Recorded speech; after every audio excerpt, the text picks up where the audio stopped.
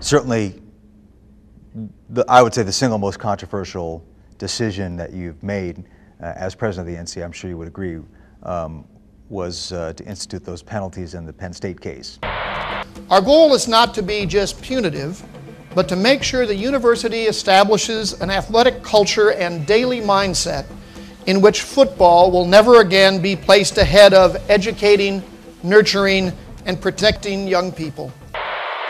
Penn State had already accepted these findings. The NCAA could have just left it at that and stayed out of it. Well, the executive committee didn't agree. They thought that they weren't focused on the criminal process. Criminal process is the criminal process. We don't have anything to do with that.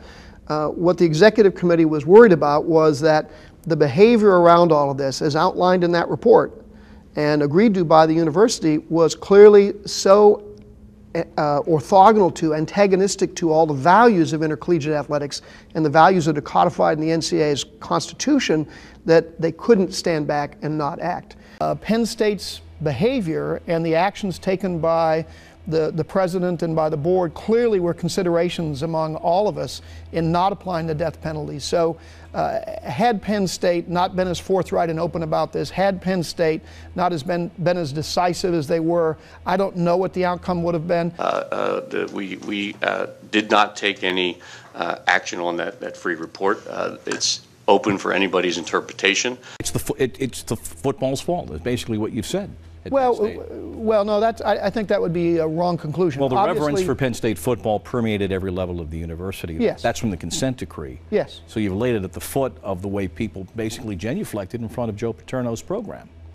Certainly in front of the athletic department, and clearly when you look at the facts and the conclusions that we all reached in looking at the data that was delivered, the objective data in the Freeh Report, we concluded that indeed that culture had gotten out of control, and it is the culture of big football that allowed, at least in part, this to occur.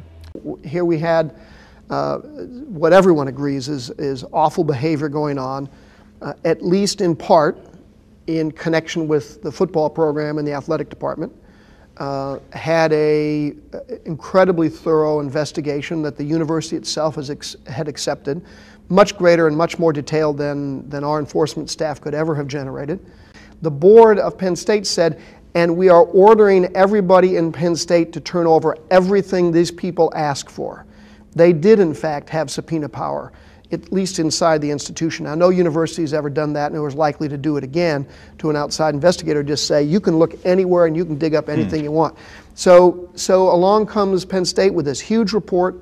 They said, yep, those are the facts, we buy into that.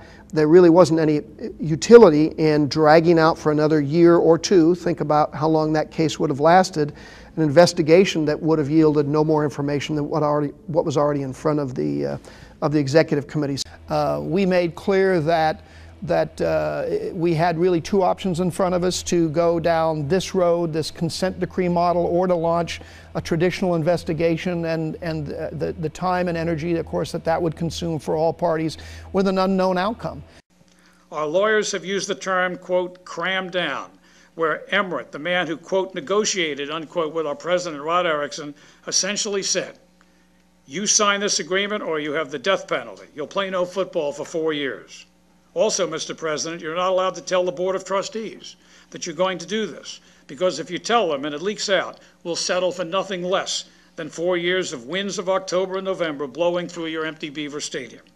By the way, Dr. Erickson, we do not care if by not telling the Board of Trustees you may be violating the charter of the university. And we do not care, Mr. President, that by not telling the Board of Trustees and getting their approval, you will be violating one of the major recommendations of the Freeh Report itself and the very principles we are telling you to abide by. We hired an independent investigator to explore and provide his expert opinions and findings. However, the Freeh Report, despite what the NCAA consent decree says, is still being reviewed, as we heard here today, and has not been fully accepted. We received a report, and there's been lots of suggestions that we've accepted all 267 pages. That's not accurate at all. And of course, the Freeh Report was commissioned by the Board of Trustees, and the Board of Trustees accepted that report. Did you or the Board of Trustees discouraged the NCAA from relying on the flawed Freeh Report as the foundations of the sanctions against Penn State University? At that time, there was little else to go on, and faced with a very difficult decision, we said that we accepted the Freeh Report for the purposes of that consent decree. Had a incredibly thorough investigation that the university itself had accepted.